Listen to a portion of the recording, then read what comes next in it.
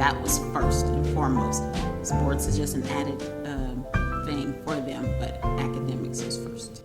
Excuse me, this last year, my son just recently graduated from Charleston Southern, and he was there on a football scholarship. But the scholarship alone was worth $32,000, and not including incidentals and living expenses. I have twin daughters. They're both competing at Fresno Pacific University, one on a soccer scholarship, one on a track scholarship. Well, those are $35,000 a piece. So that's 70 plus, that's $103,000 in change in just scholarships that our kids were blessed enough to receive, because they not only had athletic prowess, but they did it in the classroom. They graduated with honors. When the kids were young, we always wanted them to explore and find things that they were good at, and when they found things that they were good at, we supported them in that and tried to make sure that they got all they needed to do well at it. And for example, my son was a 3-sport athlete, and he kind of had options to go in either the 3 sports. He chose football to devote his time, and then basketball was a fun thing, and actually he was really good in track, and he even had track offers. It's kind of the irony of it. He had track offers in the state meeting in 2009. He got 5th in the state in the 110 hurdles, had offers on the spot, and he turned them down because he wanted to play football. And unfortunately, we didn't understand that at that time, how you had to, these days you have to publicize your kid and get them to combines, and we didn't know that, and unfortunately the coaches at his school didn't support or promote that. They were only concerned about their program. Another thing we learned the hard way. And so we had to learn to market our kids. So unfortunately, from a football standpoint, his name wasn't out there like it could have been. But track is different because your marks speak for themselves. So he had offers in track, but he said, I'm a football player, so he turned down those offers to pursue football.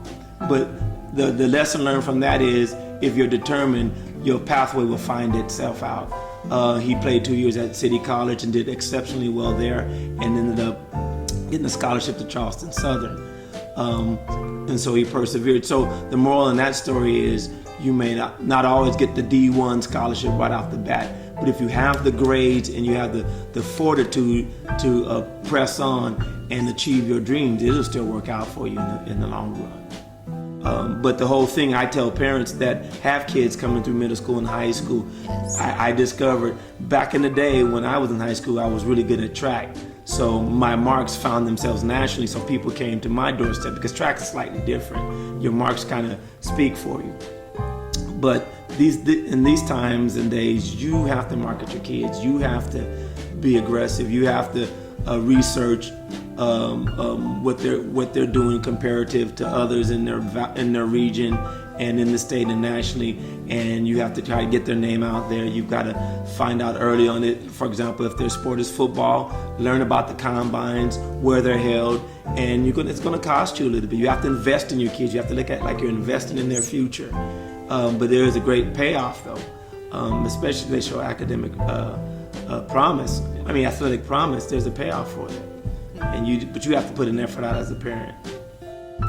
So, being born and raised in Fresno, I went to Fresno High School, attended Jane Addams Elementary, Wawona Junior High, and one of my first memories of sports and how it impacted my life outside of just the game itself was I was fortunate enough to participate in Little League.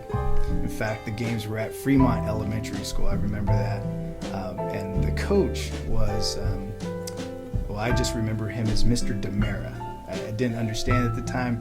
Mr. DeMera was part of DeMera Cameron, which was one of the biggest accounting firms in Fresno. So he was doing really well for himself. I remember really clearly one day he took me to his house that was on Van Ness Extension. And remember, I'm a kid who grew up on Belmont in 99 in a house that was probably no bigger than 300, 400 square feet, with two sisters, one brother. I remember him taking me to his house and said, Steve, you can have all of this. You can have all of this so long as you make good decisions, do well in school, and participate in sports. He said, use sports as a vehicle, as a motivation to keep you engaged in what you want to do for once you become older, once you want to start a career. Well, I think when you're working with high school students, you have to find something that really excites them. Sports was a huge component at Clovis East when I arrived there.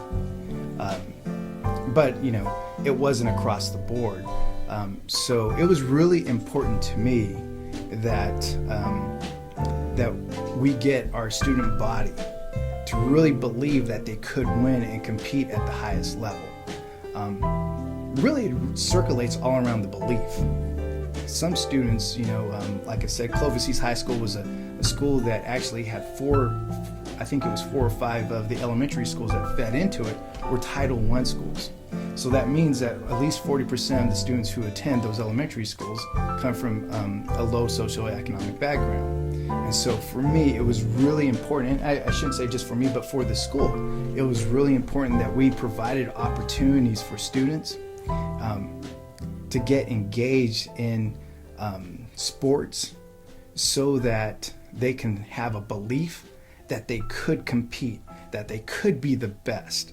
And once you get kids to believe that they can compete and be the best at what they do, it carries over into the classroom.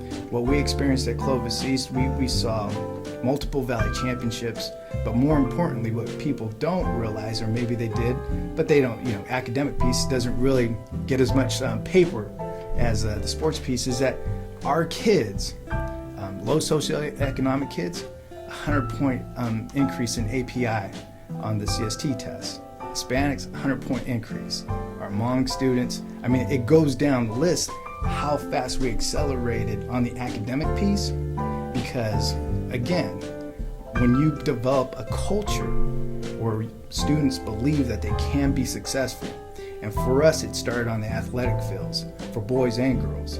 That's where we really went after it. That once you develop that culture belief that you can win and be successful and compete against the best, it carries over into your everyday life. Had more student athletes go participate at a four-year college or another level college because there was that detail that was given to the academic piece. So while we supported our student body and our coaches and everyone with the athletic piece in terms of utilizing the sports as a vehicle so that students can really stay engaged, we also gave equally, if not more, attention to the academic piece, which gave students the opportunity, once they were seniors, to actually go to a college and receive a partial scholarship or receive a full scholarship. We paid close detail when we identified students who had the opportunity to go to any college, that we ensured that they were in AP classes. We ensured that they were meeting all the A through G requirements. But it wasn't as difficult to do it because these kids had the motivation knowing that if I complete this, I'm going to get to participate in college athletics.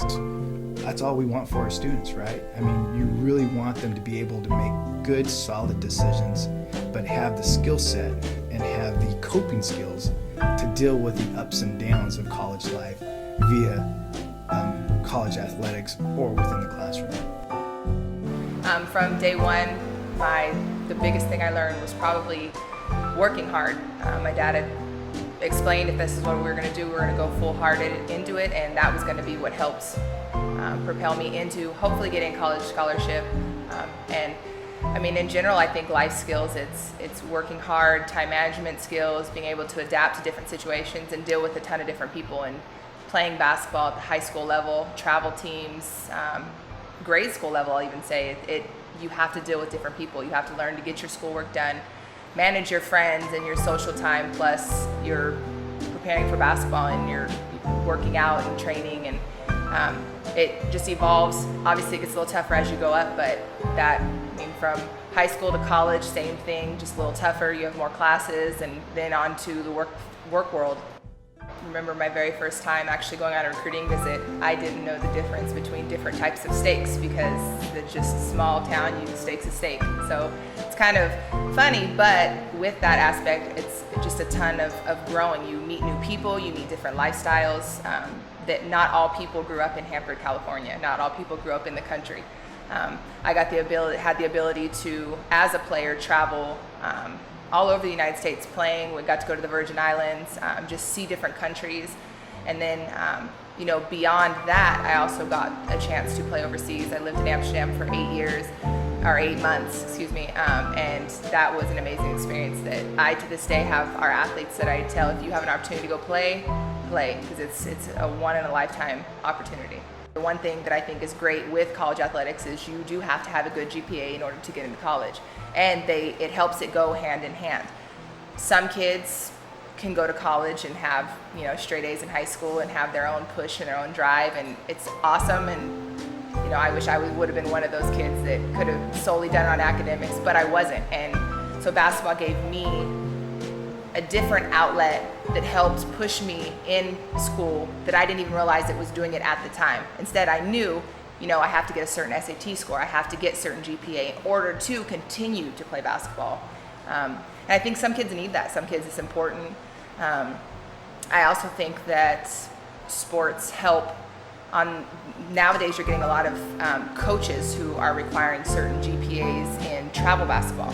They're requiring kids to, come to study hall, come to a study table for high school. And I think coaches are getting more involved now in making the education and sports go hand in hand. So it's becoming another family outside of the family, where you just have more support system. And that's what a lot of these kids in the Valley need. They just need, takes a village to raise a child.